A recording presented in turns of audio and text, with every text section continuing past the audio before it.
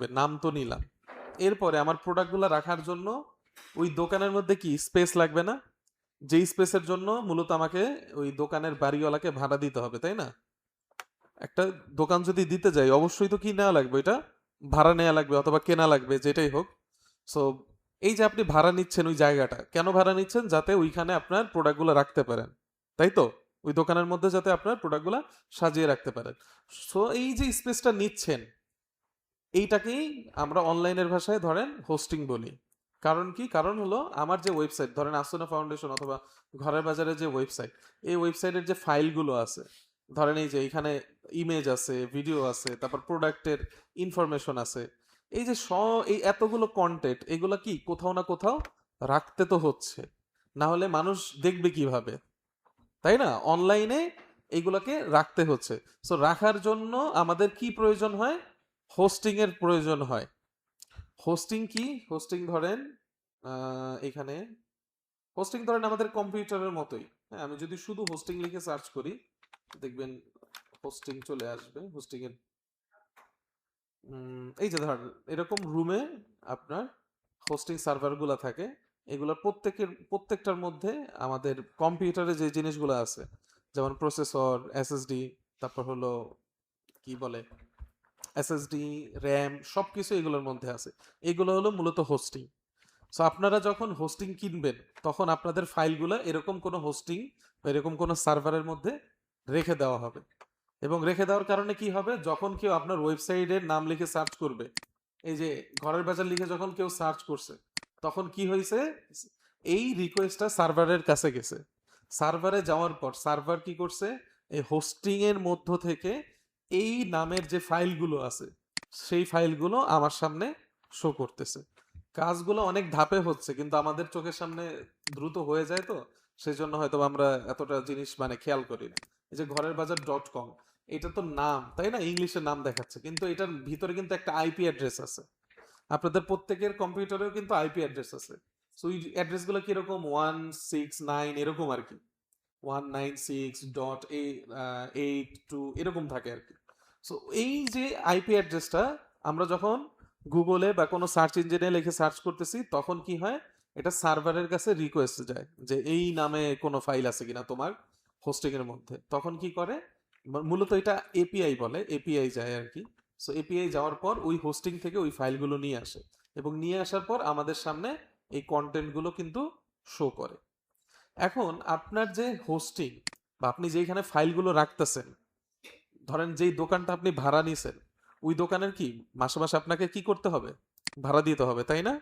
So আপনিও যেমন আপনার ফাইলগুলো কোনো হোস্টিং এর মধ্যে রাখতেছেন, তখন আপনাকে কি করতে হবে? মান্থলি একটা চার্জ ওই হোস্টিং প্রোভাইডারকে দিতে হবে। যেমন এরকম অনেক হোস্টিং প্রোভাইডার আছে হোস্টিঙ্গার নামে। হোস্টিঙ্গার আছে, নেমচিপ আছে, এগুলাকে চিনেন কিনা হয়তো বা অনেকে চিনে থাকতে পারেন এইখানে। সো এইগুলো বিদেশি আপনার সাইট, এইখানে মানে খুব পপুলার, এখান থেকেও চাইলে আপনারা ডোমেন হোস্টিং নিতে পারেন। অথবা আমাদের আব্দুল কাদের স্যার, ওনারও হোস্টিং এর বিজনেস আছে। এই যে ওনার ওয়েবসাইটের নাম itbari.com। সো এইখানে যদি আসেন, এইখানে আপনারা ডোমেন হোস্টিং নিতে পারবেন। যেমন ধরেন আপনি কি ডোমেন নিতে চান, আপনি চাইলেই কিন্তু আজকে কোনো ডোমেন নিতে পারবেন না ইচ্ছা করলেই। কি লাগবে? ওই ডোমেনটা খালি থাকা লাগবে। ধরেন আপনি কি আজকে চাইলে ঘরের বাজার নিতে পারবেন? ঘরের বাজার, ধরেন ঘরের বাজার .com যদি আমি লিখে সার্চ করি, তখন আমাকে কি লেখা দেখাবে? এই যে ঘরের বাজার .com ইজ আনঅ্যাভেলেবল, মানে এটা অ্যাভেলেবল না, এটা অলরেডি কেউ নিয়ে রাখছে। ধরেন আপনি একটা বিজনেস করতে চান, খুব সুন্দর একটা নাম কল্পনা করলেন, যেই নামটা আপনার বিজনেসের সাথে যায়, কিন্তু এসে দেখলেন যে অলরেডি ওই নামটা কি অন্য কেউ নিয়ে রাখছে। এটা কিন্তু অলরেডি, আপনি যে কোনো নাম বলেন দেখবেন যে এটা অলরেডি কেউ নিয়ে রাখছে।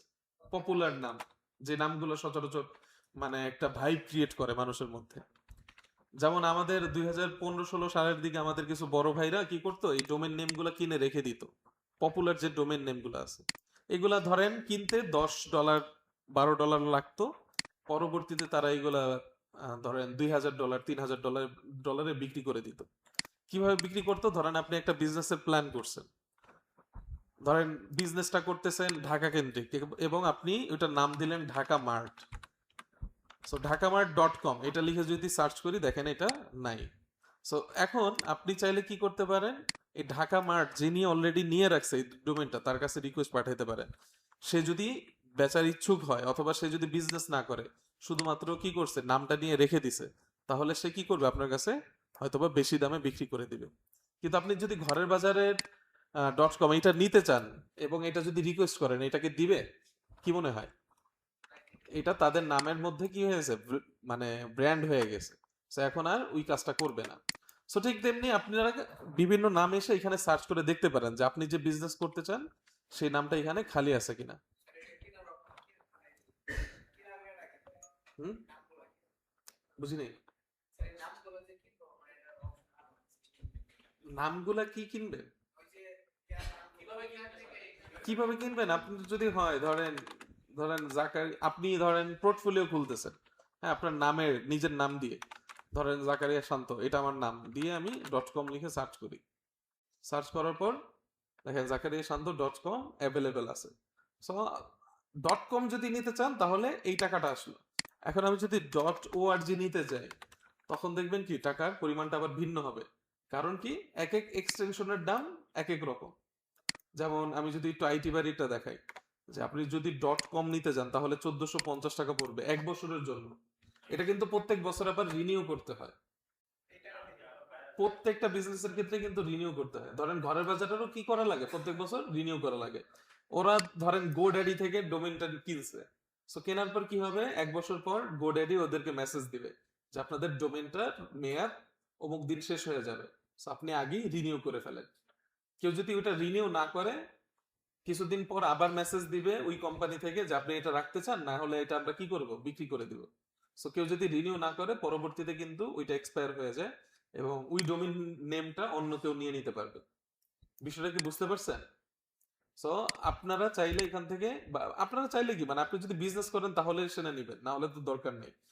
.com আছে, .net আছে, .org আছে।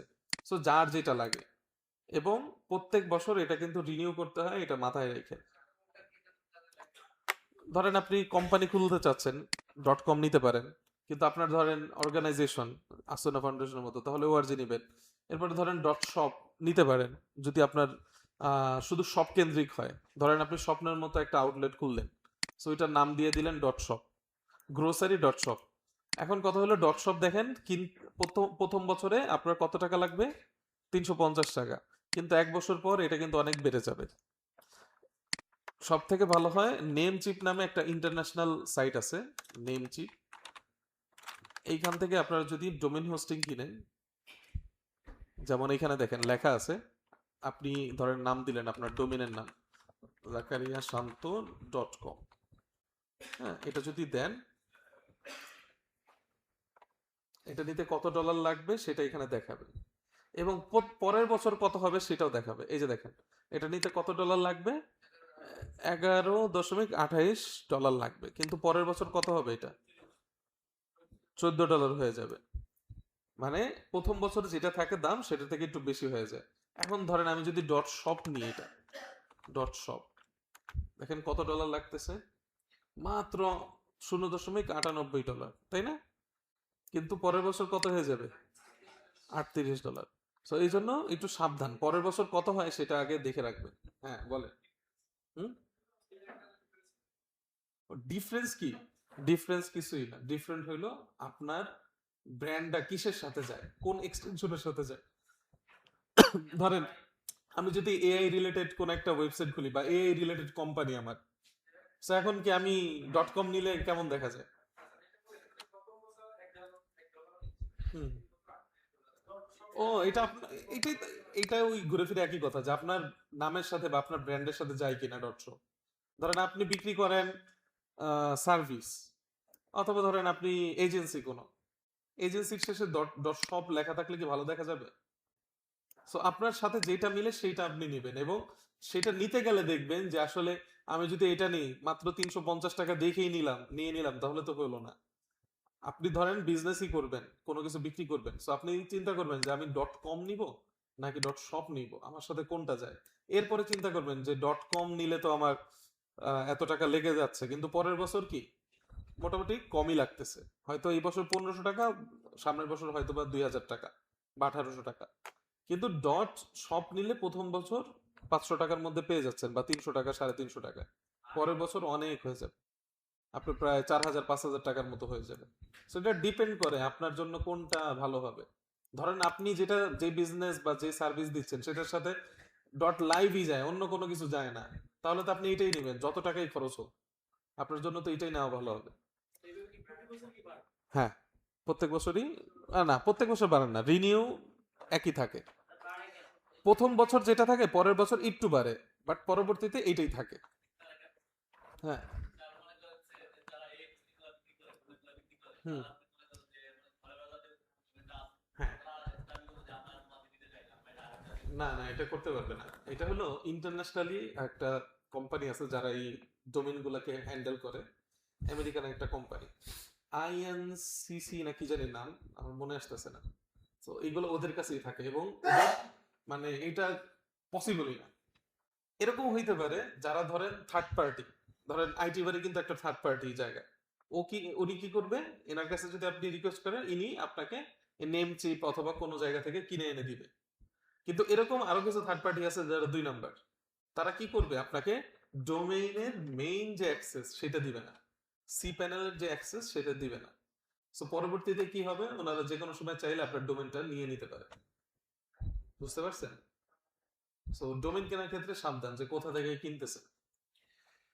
এরপরে হোস্টিং এর কথাটা যেটা বললাম, যে আমরা যে ওয়েবসাইটটা করতেছি সেটা রাখার জন্য কোনো না কোনো জায়গায় কি লাগে, আমাদের স্পেস লাগে, তাই না? এই যে ঘরের বাজারের ওয়েবসাইটটা যে দাঁড়ায় আছে, এমনি দাঁড়ায় আছে, অনলাইনের মধ্যে দাঁড়ায় আছে, কি মনে হয়? অনলাইনে কিন্তু দাঁড়িয়ে নেই। কি করে, আমরা যখন এদের ডোমেইনটা লিখে সার্চ করি, তো আইপি রিকোয়েস্টটা কি করে, সার্ভারে যায়, সার্ভারে যাওয়ার পর সেইখান থেকে ফাইলগুলো নিয়ে আসে, নিয়ে এসে আমাদের সামনে শো করে। জিনিসটা খুব দ্রুত হয়, সেই জন্য আমরা হয়তো বা বুঝতে পারি না।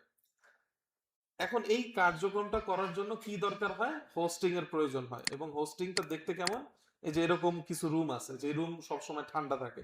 আপনার পিসিকেও কিন্তু হোস্টিং বানানো যাবে, সবার পিসিকে। কিন্তু এটা আমরা কি 24 ঘন্টা চালু রাখতে পারবো হোস্টিং এর জন্য যদি বানাই এই পিসি গুলা? এবং 24 ঘন্টা এটাকে ঠান্ডা রাখা লাগবে, কারণ এইখানে সবসময় প্রসেসর, র্যাম এগুলো কাজ করতে থাকে। সো কাজ করার কারণে প্রচুর পরিমাণে গরম হয়। সো এখন এই রুমগুলা শীতাতপ নিয়ন্ত্রিত, সেই জন্য হোস্টিং গুলো ঠান্ডা থাকে। সো এটা হলো কি, আমরা যদি কোনো ওয়েবসাইট তৈরি করতে যাই, তো ফার্স্টে আমাদের ডোমেইন কি, হোস্টিং কি, এই দুইটা জিনিস মাথায় রাখা লাগবে। ডোমেইন হইলো আমার দোকানের নাম, আর হোস্টিং হইলো আমার দোকানের জায়গা, যে জায়গার জন্য আমি প্রত্যেক মাসে ভাড়া দিব বা প্রত্যেক বছরে ভাড়া দিব। হুম।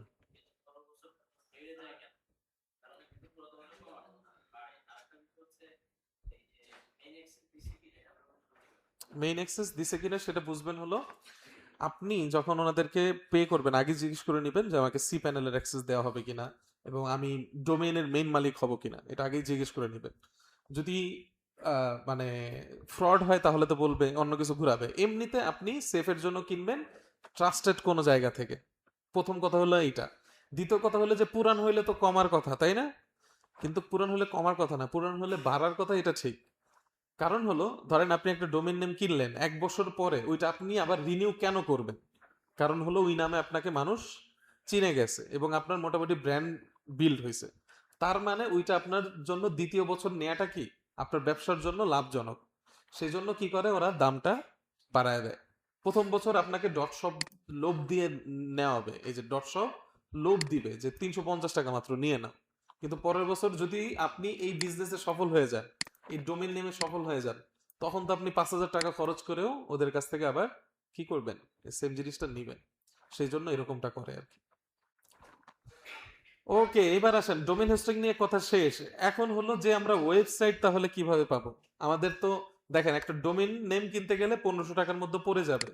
এবং আপনি যদি একটা সিম্পল হোস্টিং নেন, এই যে দেখেন এটা regular started, regular plus, regular pro, এই হোস্টিং এর বিষয় নিয়ে আমরা পরে আরো আলোচনা করব। বাট আপাতত দেখেন এগুলোর প্রাইস আছে 250 টাকা মান্থলি, কিন্তু 1 বছরের কত, 2450 টাকা। কিন্তু আপনাদের তো 3 মাস ইউজ করা লাগবে, প্র্যাকটিস করা লাগবে, তাই না, এই কোর্সের জন্য। সো আপনাদেরও মানে স্টুডেন্ট হিসাবে তো এটা বেয়ার করা কঠিন। সো এই জন্য আমরা কিছু সাইট আছে যেখান থেকে ফ্রিতে ডোমেইন হোস্টিং নেওয়া যায়। সেই সাইটগুলো থেকে আপাতত নিয়ে প্র্যাকটিস করব, ঠিক আছে? পরবর্তীতে এই আইআইটি বাড়ি থেকেই আমরা দেখি আপনাদের জন্য ডোমেইন হোস্টিং প্রোভাইড করা যায় কিনা। বুঝি নাই। হুম হুম আচ্ছা, হোস্টিং হোস্টিং যে সার্ভার আছে, এই সার্ভার বাংলাদেশে কয়েকটা আছে, বাট আপনার ফাইলগুলো সম্ভবত বাংলাদেশে থাকবে না। নেম চিপ থেকে যদি আপনি কিনেন, তাহলে থাইল্যান্ড অথবা ইন্ডিয়া এই জায়গায় আপনার সার্ভার সেন্টার আছে, সেইখানে মূলত আপনার ফাইলগুলো থাকবে। এবং জিনিসটা শুনতে খুব অবাক লাগে, তাই না?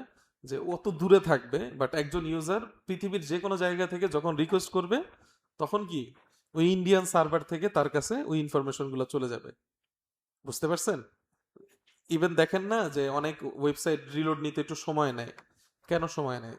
কারণ অনেক দূরত্ব থাকে, তাদের সার্ভিস মানে সার্ভার সেন্টার অনেক দূরে, এবং আমরা অনেক দূরের লোকেশনে বসে আছি। এবং কিছু কিছু আছে ওয়েবসাইট যাদের এত সময় নেয় না, কারণ তারা ক্লাউড হোস্টিং ব্যবহার করে। ক্লাউড হোস্টিং জিনিসটা আবার অন্য জিনিস।